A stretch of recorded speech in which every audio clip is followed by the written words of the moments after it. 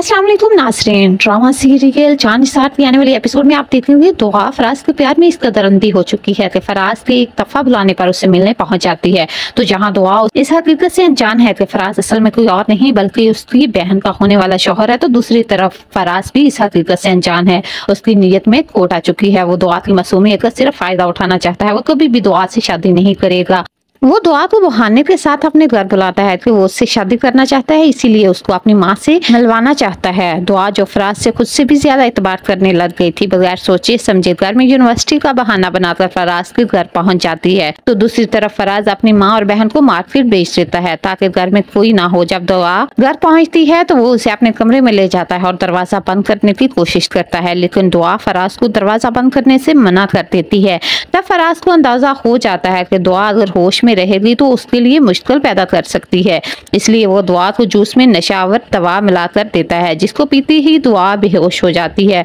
और फराज जिसकी नीयत सिर्फ दुआ की इज्जत से खेलना था, वो अपने इरादे में कामयाब हो जाता है और वो दुआ की कुछ वीडियोस और तस्वीरें बना लेता है ताकि वो उसे ब्लैकमेल कर सके और वो अपनी जबान ना खोल सके। नीम बेहोशी की हालत में दुआ को उसके घर के सामने छोड़ आता है। जब दुआ का बाप और उसके घर वाले उसको इस हालत में देखते हैं तो दुआ का बाप किसी सूरत भी दुआ को माफ करने वाला नहीं। वो दुआ को धक्के देकर अपने घर से निकाल देता है। दुआ का बाप जो पहले ही दुआ को अच्छी नहीं समझता, इसलिए वो दुआ की एक बात भी नहीं सुनेगा और ये जिल्लत और रसवाई बिल्कुल भी बर्दाश्त नहीं करेगा। वो उसे घर से निकाल देगा और कहेगा कि आज वो उनके लिए मर चुकी है। दुआ जिसके पास रहने के लिए कोई भी ठिकाना नहीं बचता, आखिरकार वो अपनी दोस्त के घर चली जाती है। इस तरह जब दुआ को बोलने का मौका ही नहीं दिया जाता तो सरफराज की हकीकत किसी के भी सामने नहीं आती और इस तरह सरफराज और दुआ की बहन की शादी हो जाती है। तो दूसरी तरफ नौशेरवान जो कि दुआ को ढूंढने के लिए जमीन आसमान एक कर देता है। जब उसे दुआ नजर नहीं आती तो वो बिल्कुल पागल हो जाता है और आखिरकार दुआ उसे वहां मिलती है जहां कभी उसने सोचा भी नहीं होता।